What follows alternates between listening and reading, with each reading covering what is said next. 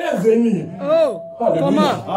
Il dit ceci, au ciel, il y aura les noces de mariage. Amen. Il y a des choses importantes qui se feront au ciel. Quand l'église sera enlevée, il y aura des choses importantes. La première des choses, on va nous donner nos galardons, comme on dit en portugais. On va nous donner nos couronnes. Et la deuxième des choses, il y aura le mariage des noces. Pourquoi? Parce que l'église est l'épouse de Jésus. Et cette épouse qui est en train d'être préparée sur la terre, un jour, elle ira à la rencontre de l'homme. Et quand elle ira à la rencontre de l'homme, Jésus-Christ nous donne une promesse importante. Il dit ceci, que votre cœur ne vous dérange pas. Ne soyez pas troublés, bien-aimés. Parce que je suis allé préparer une place. One place. Il n'y a pas de place, bien-aimés. Mais l'homme ne laisse pas sa femme à côté. Voilà les règles qu'Adam a fait encore dans les jardins. Il a laissé sa femme seule. La femme n'a jamais été laissée seule, bien-aimée. Parce qu'elle a toujours besoin d'aide. Oh, il a dit ceci, je vais aller préparer une place. Et quand j'ai préparé cette place, je viendrai vous prendre. Pourquoi? Parce que là où je serai, vous y serez. Il n'y a pas de place au ciel. Mais il n'y a qu'une seule place pour dire que la femme doit rentrer là où elle était venue. Je ne sais pas, les scientifiques, ils ont fait leur constat, ils ont dit, dans les côtes de l'homme, il y a quelque chose qui manquait. Oui, je crois bien à ça. Donc, il y a quelque chose qui manquait. Ce qui manquait, c'est la femme qui était sortie de moi, et je dois trouver cette femme. Amen. Et Jésus-Christ est maintenant à la recherche de cette femme-là qui était perdue. C'est pour ça que la Bible nous parle maintenant de l'histoire de cette église de l'Apocalypse. On est en train de chercher la vraie église de l'Apocalypse. Dans les 7 âges de l'église, on parle de l'église de Laodicée. C'est cette église maintenant que Jésus est en train de chercher, l'église qui sera sans tâche. L'église qui vivra dans la sainteté. L'église qui craignera le Seigneur Jésus-Christ. Et c'est cette église-là qui est digne maintenant de rentrer là où l'homme se trouve. Mais écoutez, pendant que cette église est en pleine préparation pour aller rencontrer l'époux. Parce que la Bible dit dans l'Apocalypse, dit, l'épouse et l'esprit dit, l'époux vient. C'est nous qui vont appeler Jésus. Ça dérange. Amen. Voilà. Donc, c'est nous qui vont appeler. C'est nous qui vont appeler Jésus-Christ. Mais les gens attendent le retour de Jésus. Le retour de Jésus ne dépend pas de lui. Il a dit ça ce jour. Il a dit, quant à mon jour de retour, ni moi je ne sais pas. Mais l'église connaît le jour où Jésus-Christ sera de retour. Amen. Pourquoi? Parce que c'est nous qui vont appeler Jésus. La Bible dit l'épouse et l'esprit dit l'époux vient. C'est nous qui vont aller appeler Jésus. Mais c'est pour ça que nous devons nous préparer pour aller maintenant à la rencontre. Mais qu'est-ce qui se passe maintenant? Pendant que l'église se prépare pour aller à la rencontre de l'époux, il y a un vent qui souffle. Yes. C'est vent, bien aimé. C'est ça la présence des faux prophètes maintenant. Amen. C'est ça ce que nous sommes en train de souffrir aujourd'hui. Mais les gens qui font du mal dans l'église, mais qui prennent ça comme du bien. Alléluia. Amen. Les Mbisimuntu. Ils n'ont pas de forme. Il est pasteur. Il est pasteur. Mbisimuntu. Amen. Explique, c'est chauve-souris. Donc, ils n'ont pas de forme, bien aimé. J'ai réussi, à WhatsApp, on m'a envoyé quelque chose dans WhatsApp. Et j'ai cliqué à ça. J'ai vu un prophète à Londres. Et ce prophète à Londres, il est tenté de danser une danse qui vient de remplacer Yamado. C'est une nouvelle danse. Donc, très sérieux envers lui. Donc voilà les Mbisimuntu qui sont maintenant dans les villes aujourd'hui. Ils sont en train de créer des désordres. Mais c'est ça le vent qui est en train de souffler aujourd'hui dans l'église. Les pasteurs qui sont en train de se marier avec 8, 80 et je ne sais pas 2600 femmes et qui défendent ça par rapport au Salomon. Bien, mais je voudrais seulement dire ceci. Les femmes que Salomon avait prises dans sa vie, c'est les femmes qui l'ont amené à dévier de la présence de Dieu. Alléluia. Amen. C'est ces femmes-là qui l'ont amené hors de la présence de Dieu. Pourquoi? Parce que chaque femme que Salomon mariait, ces femmes-là amenaient aussi leur Dieu dans la maison de Pharaon. Or, Dieu dit ceci, tu ne peux jamais mélanger ces dieux avec d'autres dieux. Ici, se compare avec vous. Mais l'église est en train de souffrir. Parce qu'il y a un vent qui est en train de souffler dans l'église. Tout ce que nous sommes en train de vivre aujourd'hui, parce qu'il y a un vent qui souffle dans l'église. Aujourd'hui, même ta maison est en train de souffrir. Pourquoi? Parce qu'il y a un vent du monde qui est en train d'entrer dans ta maison et qui souffle dans ta maison. Bien aimé, ces vents, bien aimé, on ne peut jamais éviter cela. C'est lui qui peut arrêter ces vents. La Bible dit vers la 4e veille de la nuit. l'homme de Golgotha apparaîtra. Et quand il apparaîtra, c'est lui qui mettra fin à ces vents. Donc nous devons souffrir ces vents jusqu'à la fin du retour de Jésus-Christ. C'est pour cela que l'église, nous devons nous préparer. Pourquoi? Parce que c'est le temps où l'église doit retourner maintenant. Mais pendant ces retours, il y a un vent qui souffle. Et dans ces vents-là, nous avons des faux prophètes dans l'église. Nous avons des fausses sœurs. Nous avons aussi des faux frères qui sont dans l'église. Nous avons des faux chanteurs qui sont dans l'église. Et nous avons tout ce qu'on peut dire dans l'église. Aujourd'hui, nous fixons nos yeux seulement vers les pasteurs. Mais il y a aussi des fausses sœurs qui sont dans l'église. Il y a aussi des faux pasteurs qui sont dans l'église. Voilà, c'est ces vents-là qui souffle maintenant dans l'église, qui est en train de déranger maintenant l'église. Bien aimé, quand tu vois toutes ces choses, ne te dérange pas, mais comprends seulement qu'il y a un vent qui est en train de souffler. Il y a un croisement qui est en train de se faire entre l'église et le monde. Le monde va à sa destruction et l'église va maintenant vers Jésus. Amen. Mais quelque part, ils se sont rencontrés. Et dans cette rencontre, les magiciens, ils ont fait un zoplo dans l'église.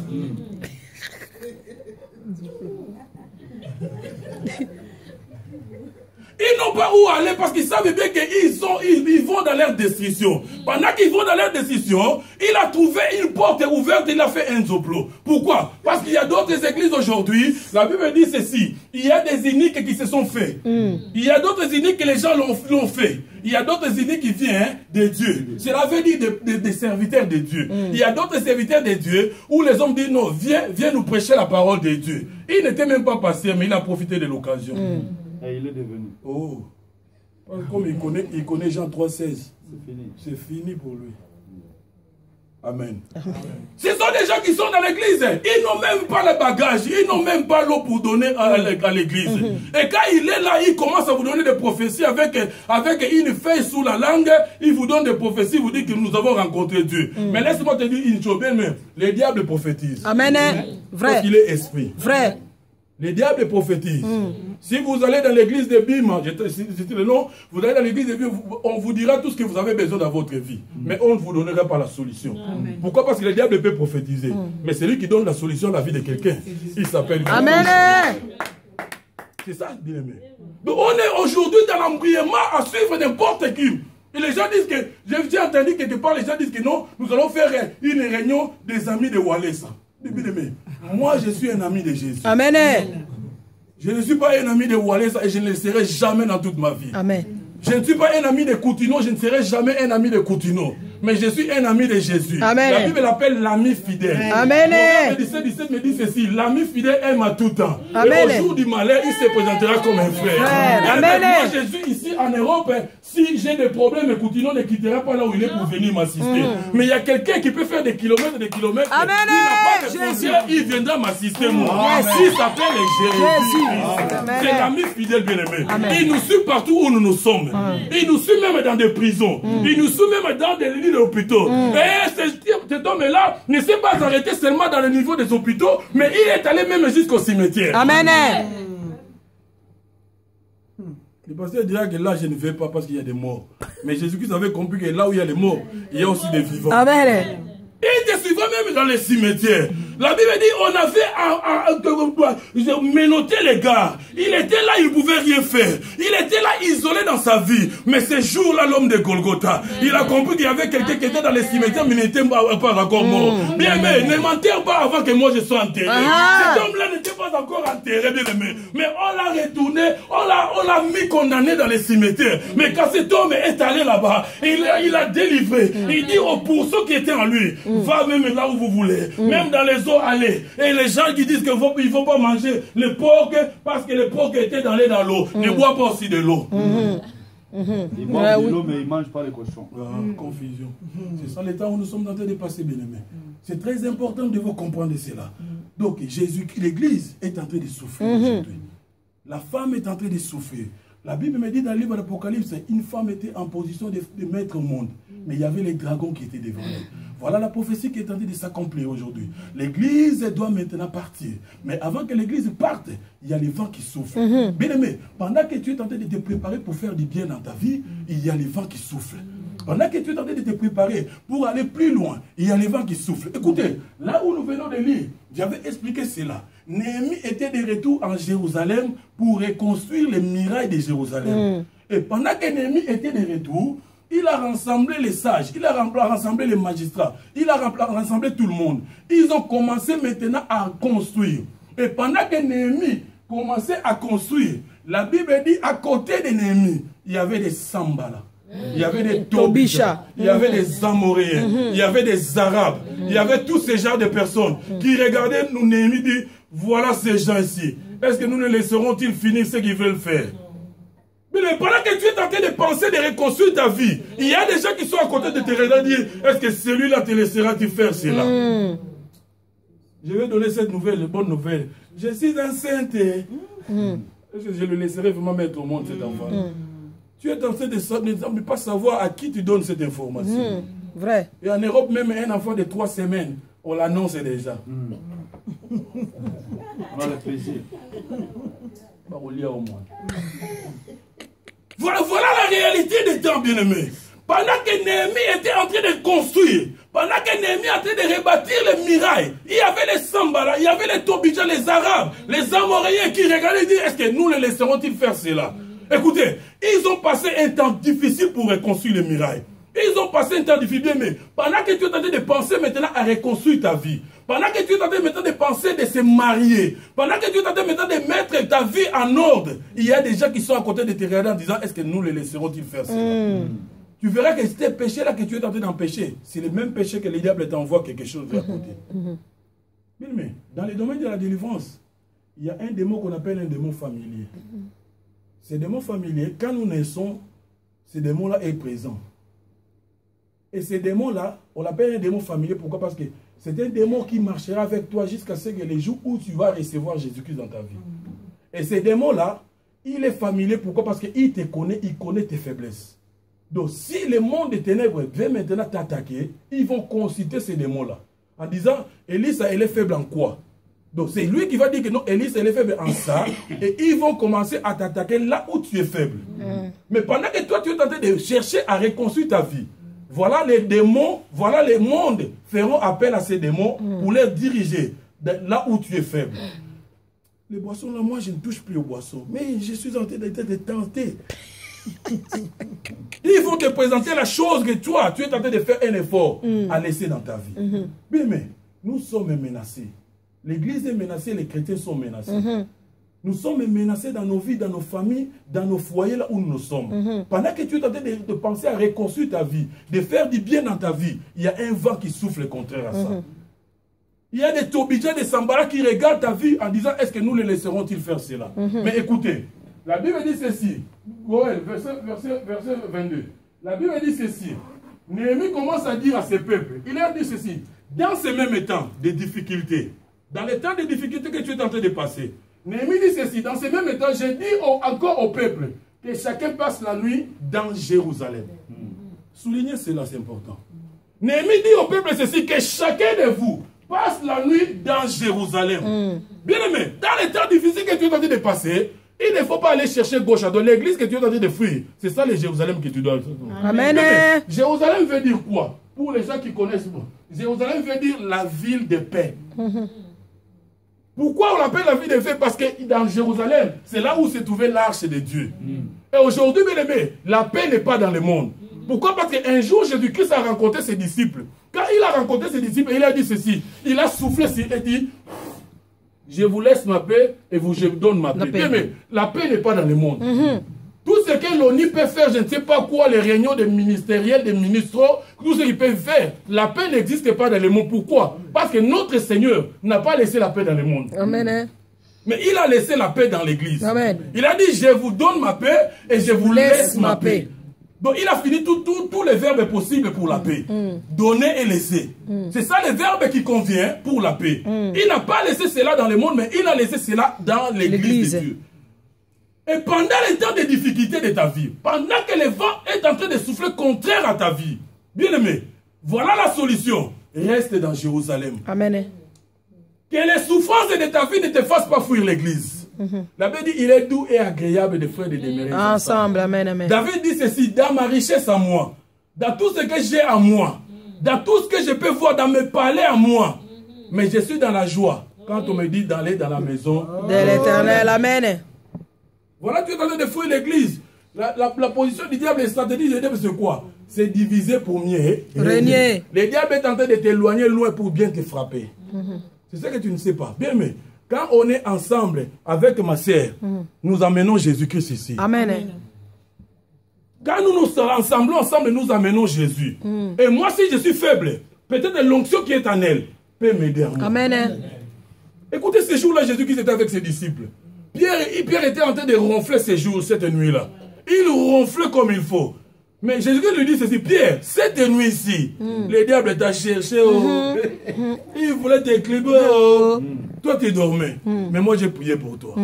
Voilà le secret d'être ensemble. Voilà le secret d'être ensemble. Quand on est ensemble, nous amenons l'onction de Dieu ici. Et cette onction peut guérir. Cette onction peut délivrer.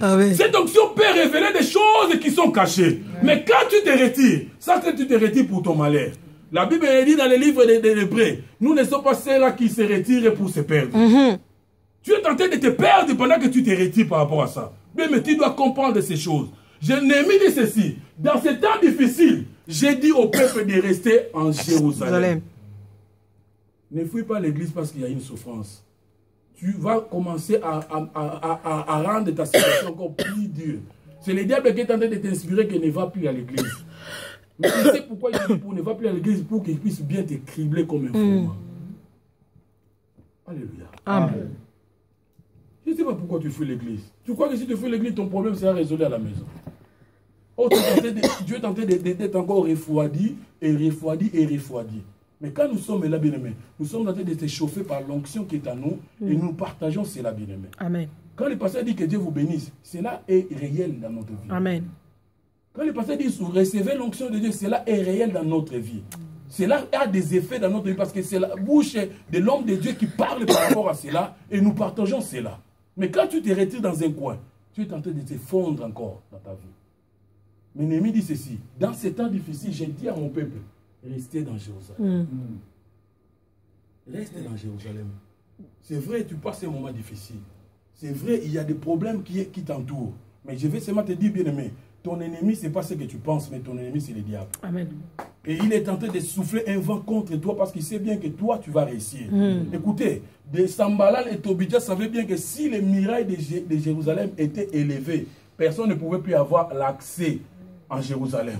Mais pendant que tu penses maintenant te marier, le diable sait que la prostitution ne sera plus citée dans ta vie. C'est pour ça qu'il te combat déjà d'avance.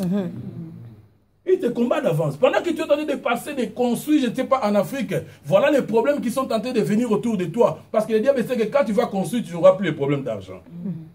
Il connaît les moments. C'est pour ça que nous devons être prudents dans notre vie. Pendant que tu penses faire de bonnes choses, sache-le qu'il y a quelqu'un qui te regarde en disant, est-ce que je les laisserai-t-il faire cela? Mais Néhémie dit ceci: dans ces temps difficiles, dans ces temps de combat, bien aimé, nous devons rester maintenant dans la ville de paix. Reste dans la ville de paix, là où tu peux écouter la parole, tu peux te fortifier. Là où l'homme de Dieu te dira sois béni, et cette bénédiction sera en toi. Amen. Parce que la Bible dit, ce qu'Abraham bénira sera béni. Nous sommes les descendants d'Abraham. Nous représentons l'Abraham dans cette église. Amen. Et quand nous disons cela, cela va être vrai dans ta vie. Amen. À moins que tu les reçois. Soyez bénis. Amen. Amen. Dieu vous bénisse. Amen. Oui, c'est ça la réalité que nous devons comprendre. Donc c'est ça la réalité du temps. Néhémie dit ceci, verset 23. Il continue à dire ceci. Il dit, nous ne quittions point nos vêtements. Il y a des choses que nous lisons, nous passons cela facilement. Bien, mais pendant un combat, pendant un temps difficile, il dit ceci. Pendant la journée, nous travaillons, mais pendant la nuit, on était là faire la garde pour dire que les combats étaient acharnés. Mais il dit ceci, que nous ne quittions point nos vêtements. À souligner. Les vêtements.